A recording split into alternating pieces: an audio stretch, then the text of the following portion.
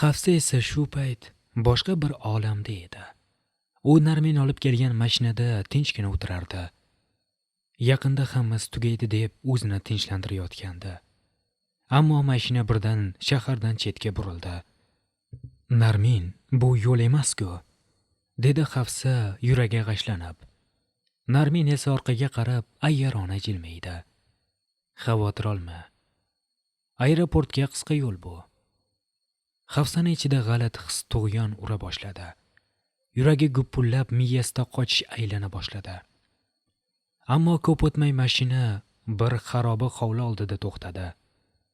Atrofda odam ko'rinmas, faqat eski, tomi cho'kkan, devorlari yarim qulagan bino. Hafsaning yuragi bo'g'ziga tiqildi. Bu qanday joy? Aeroport qayoqda qoldi-ya? Dedi u ovozida titroq bilan. Narmin esa unga tikildi. Yangi hayotingga xush kelibsan. Hafsa eshikni ochishga urindi, ammo orqadan 2 nafar yigit yugurib kelib uni ushlab olishdi. Qiz jon jahdi bilan qarshilik ko'rsatdi, baqirdi, tepkiladi, ammo kuchi yetmasdi. Birining qo'lida mato paydo bo'ldi. Og'zini yopib, dimog'iga achchiq hid urildi. Yordam beringlar. Ali sizlarni omon qo'ymaydi, deya baqirgancha birdan dunyo ko'z o'ngida qorong'ulashib, hammasi g'oyib bo'ldi. Tashlandiq uy ichida esa uni qo'llari bog'langancha yerto'laga tushirib tashladilar.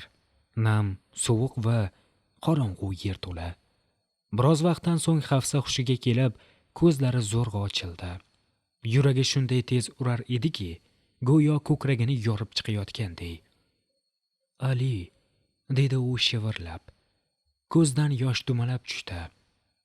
Hammangizdan nafratlanaman. Ali esa o'sha payt Malikaning bag'rida o'tirib, ichida nimadir yetishmayotganini sezardi. Ammo tushunmasdi. Tushunishni ham istamasdi. Vaqt o'tgan sayin Hafsadan nafratlanardi. Siz indamay ketishni ma'qul ko'rganiga ishona olmayapman. Seni sevgandim. Yulduzlar osmonda jimjit yaltirardi. Ammo ikki qalbning yo'li tobora bir-biridan uzoqlashib borardi. Yerto'la devorlari namlikdan chiriyotgandek hid taratar, polda tomchilab tushayotgan suv tovushi bo'g'iq jaranglab chiqardi. Hafsa qo'llari bog'liq qoldi, burchakda o'tirib, tanasidagi oxirgi iliqlik ham asta-sekin tark etayotganini sezardi. Har bir nafas olish unga azob, yuragi esa go'yo tomirlarni yorib yuborgudek urardi. Ali, qayerdasan? Dedi u shivirlab. Ovozi charchoq va umidsizlik bilan titrar, bu so'zlarni undan boshqa hech kim eshitmasdi. Bir mahal yuqoridan eshik qulfining shiq etib ochilgan ovoz yangradi. Qorong'ulikni yoritib, qo'lida kichik chiroq bilan pastga Narmin tushdi. Uning qo'lida oziq-ovqat solingan paket bor edi, lekin yuzidagi sovuq tabassum hamon o'chmasdi. Ha, suyukliging keldimi? Unga ishondingmi? Voy bechora. U hozir Malikani bag'rida. Seni esa shu yerda kalamushlar bilan qoldirib ketdi. Hafsa unga qarab ham qo'ymadi. Boshni ko'tarmadi. Narmin yoniga kelib cho'kkaladi va barmog'i bilan Hafsaning yuzini silab, "Shu yuz bilan Alining aqlini oldingmi? U seni sevib qolganiga rostdan ishondingmi? Ishon. U hech qachon seni qutqarishga kelmaydi." Hafsa asta boshni ko'tardi. Nigohi sovuq, lekin ichida yonayotgan olov bor edi. Ovozi past, lekin qat'iyat bilan jarangladi. "Mana ko'rasan. Sen o'zingni shu yerda ishontirib o'tiraver. U keladi." Narmin bir zumga jim bo'ldi. Bu so'zlar unga kutilmaganda ta'sir qilgandek, ammo tezda o'ziga kelib, qattiq kulib yubordi. Kelsa ham kech bo'ladi. Nega bilasanmi? Seni o'z qo'llarim bilan o'ldiraman. Yoki birorta boyga sotib yuboraman. Shundan so'ng u ortiga burilib, tepaga chiqib ketdi. Og'ir temir eshik yana shiq etib yopildi. Yerto'la yana sukunat qa'riga cho'mdi. Faqat Hafsaning qattiqroq urayotgan yurak ovozi va polga tushayotgan suv tomchilari eshitilardi. Erta tong Ali asta ko'zlarini ochdi. U Hafsani xonasida edi. Quyosh nurlari derazani to'sib turgan pardalarni oraliqlardan kesib o'tardi. Eshik ochiq. Yigitni dimog'iga shirin hid urildi. Ali o'rnidan turib, yuz qo'lini yuvgach, pastga tushdi. Stol ustida turli xil taomlar bilan to'lgandi. Oshxonada beliga fartuk taqqancha qo'ng'iroq sochli qiz pishir kuydir qilardi. Ali bir zum o'zini yo'qotib qo'ydi. Lablaridan shivirlagancha Hafsa so'zi chiqdi.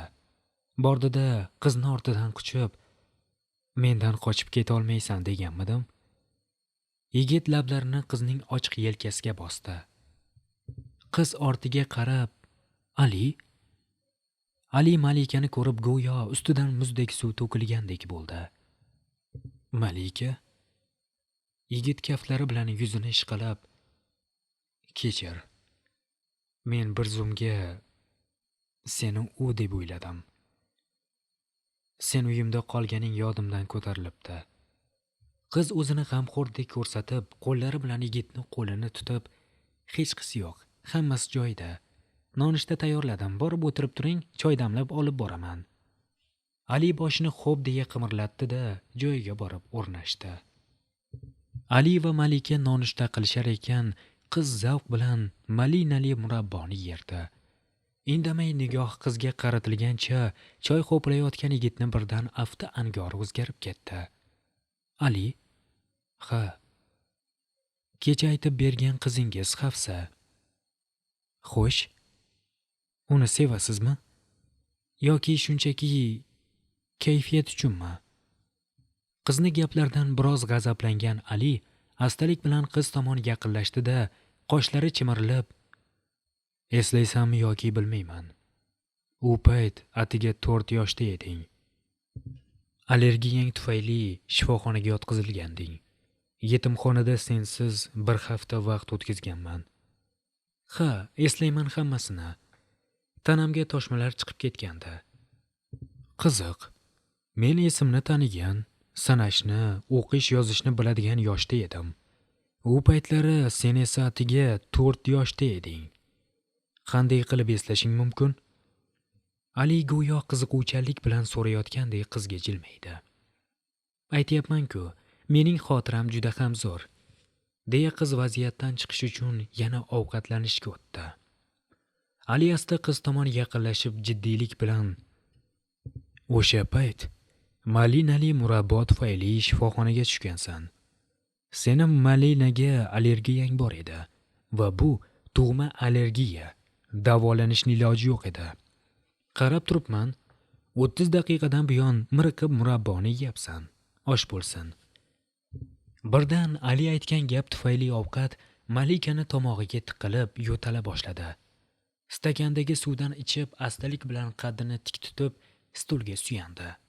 Salfetka bilan og'zini artgach, bir og'iz so'z aytmay o'rnidan turdi-da, "Ancha qolib ketdim, endi bora qolay." Ali birdan qizni bilagidan ushlab, "Men hali senga ketishing mumkin demadim."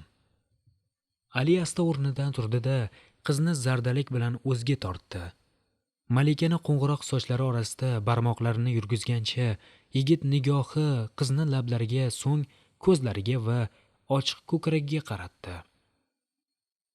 "Malika, ayni damda seni istayman." Ali qizni ehtirosi bilan o'ynashgancha barmoqlarini sekin qizni tanasi bo'ylab har ichida aylantira boshladi. Malika jim indamay yigitni navbatdagi harakatini kutardi.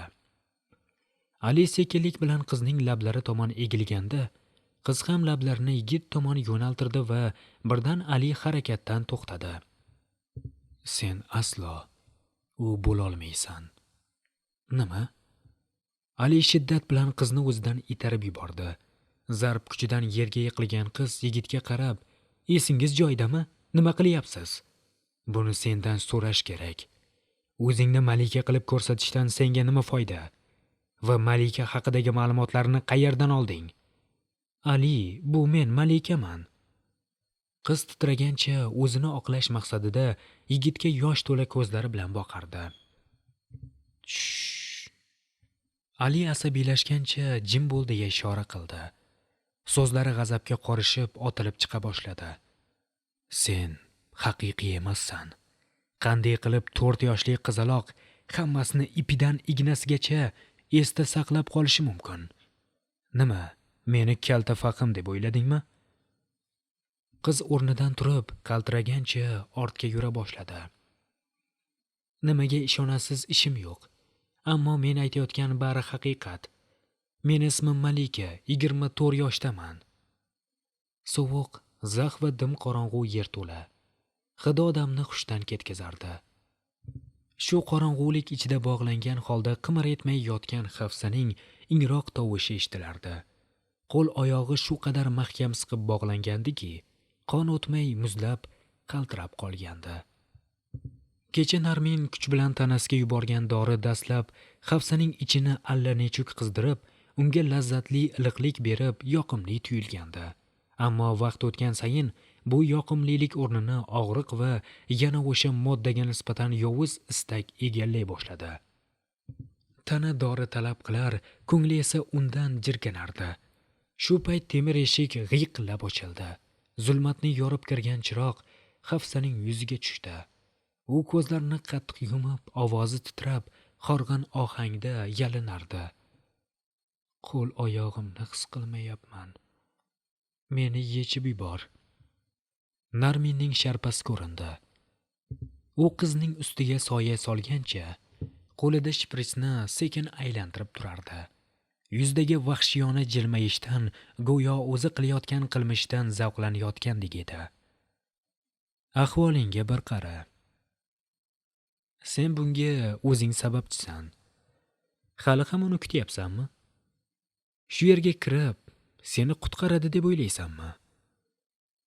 Hafsaning ko'z yoshlari o'ziga oqib tushdi. U yalinib titrardi. Narmin, o'tinaman. Meni qo'yib yubor. Xudo haqqi, yalinib so'rayman. Hech qachon hech kim oldida bo'yin egmagan qaysar va salobatli qiz endi arqon va dori oldida ojiz bir maxluqqa aylangandi. Uning kurashi tugagan, faqat so'nayotgan umidi va singib borayotgan og'riqlari qolgandi. Yerto'ladagi hid, chirayotgan namlik, zang va zax boshini battar aylantirardi. Nafasi bo'g'ilib, ko'kragi siqilar, go'yo havo ham unga dushman bo'lib qolgandi. Narmin egilib, uni arqonlar ostidan qiyinlik bilan bo'lsa-da o'rnidan turg'azdi. Hafsaning tanasi sovuqdan qaqshab, oyoqlari qaltirab zo'rg'a oyoqda turardi. Narmin barmoqlari bilan qizning yuzini ohista siladi. Lekin bu mehr emasdi. Kibr va zavq bilan to'la silash edi. Istaysanmi? Seni bu og'riqlardan xalos qilaman. Dedi u shpritsni ko'z oldida asta ko'tarib. Mana shu dori seni azobingdan xalos qiladi. Hafsa esa nima qilishini bilmay, karaxt holatda shpritsga tikildi. Uning ko'ngli bu doridan jirkanardi, lekin tanasi esa telbalarcha uni istardi. Bu qarama-qarshilik uni yanada qiynardi. Narmin shpritsni asta qizning tomiriga sanchdi. Iliq suyuqlik tanasiga kirib borgach, Hafsaning ko'zlari yumilib, nafasdan bir lahzalik yengillik sezildi. U qo'rquv va azobni unutib, tanasidagi iliqlikka berildi. Bu lazzat shafqatsiz edi. Bir necha daqiqaga taskin berib, keyin esa 1000 karra og'riq bilan qaytib kelishini bilardi. Narmin qizning iyagidan mahkam ushlab, yuzga yaqinlashdi. Bilib qo'y, u hech qachon kelmaydi. Agar men aytganimni qilsang, itoatkor bo'lsang, bu doridan yana olasan. Sen endi meni mulkimsan, Hafsa. Hafsaning ongini dori allaqachon zabt etgandi. Qizning ko'zlari yumuq, lablari yarim ochiq holda o'tkir nafas olar, tanasi esa beixtiyor titrardi. Bir lahzalik iliqlik unga hayot kabi tuyular, ammo aslida bu shirin zax uni asta-sekin halokat sari tortayotganini o'zi ham his qilardi. Katta hovlining salqin havosi ostida Zehir amaki keng orom kursida yastanib, qahvani xo'plab ichar, har yutamda ko'zlarini yumib chuqur-chuqur nafas olardi. Qahvaning achchiq isi bilan aralashgan tong havosi unga huzur bag'ishlayotgan paytda birdan hovli darvozasi oldida keskin tormoz ovoz yangradi. Chang to'zon ko'tarilib, qora mashina keskin to'xtadi. Mashinaning eshigi ochilishi bilan Ali vajohat bilan tushib keldi. Uning nigohi qahrli, qadamlari keskin edi. Yon o'rindiqda o'tirgan qizni zo'rlik bilan tortib turishdi.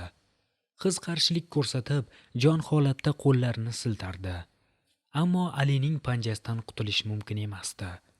Uning yuzidan g'azab va chidab bo'lmas nafrat otilib turardi. Zehir amaki bu manzarani ko'rib, qo'lidagi finjonni yarim havoda to'xtatdi. Qiyofasi birdan jiddiylashib, ko'zlari toraydi. Ali esa amakisidan ko'z uzmagancha qizni hovli markaziga sudrab olib keldi-da, zarb bilan uning oyoqlari ostiga uloqtirdi. Qizning zaif gavdasi yerga urilib, titrab qolgancha Zehirning oyog'i tagida qoldi. Zehir unga o'tkir, sovuq nigoh tashladi. So'ng qahvasidan yana bir yutib olib, ohista, lekin kinoya bilan: "Arslonim, tong sahardan yo'qlab kelibsan. Tinchlikmi?" Ali ko'zlari chaqnab, ovozi past, ammo qahrga to'la ohangda javob berdi. "Buni men emas, sizdan so'rash kerak, Zehir afandi. Men bu soxta aktrisangizni o'zingizga qaytargani keldim." Zehir qoshlarini chimirib, yerda titrab yotgan qizga yana bir qarab qo'ydi. "Bizning aktrisamiz? Qayoqdan chiqarding buni?"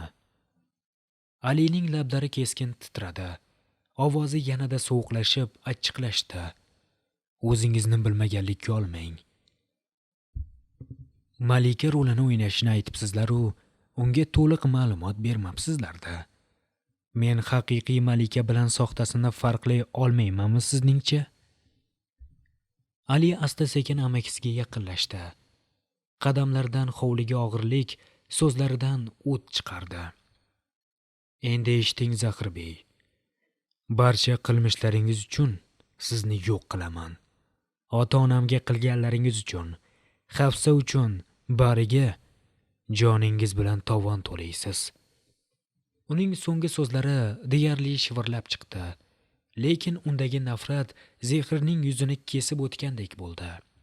Alining ko'zlari qon to'lgandek qahri bilan yonar, mushtlari qaltirardi. Zehir qo'lidagi finjonni ohista qo'yib, sekin o'rnidan turdi. Bir zum qotib turgach, birdan keskin qarsak chalib, baland ovozda kulib yubordi. Kulgusi hovlini larzaga solib, havoga vahima soldi. Ali esa uning bu kutilmagan holatidan bir lahza tushunmay qoldi. "Sen qayoqdagi sho'rlik bolakay? Zehirga qarshi chiqmoqchimisan? Seni bitta oyog'im bilan ezib tashlayman. Shuncha sabr qildim. Balki o'ziga kelar, aqli kirar dedim. Akamning o'g'li dedim. Ammo uyimga kelib, menga tahdid qilyapsanmi?" Alining yuzi qizarib, ovozi g'ijimlangancha titradi. "Va nihoyat, asl yuzingni ko'rsatding. Yillar davomida mehribon amaki rolini qoyil qilib ijro etding. Men seni otam o'rnida otam dedim Zehir, ammo sen ablah tufayli yetim qoldim."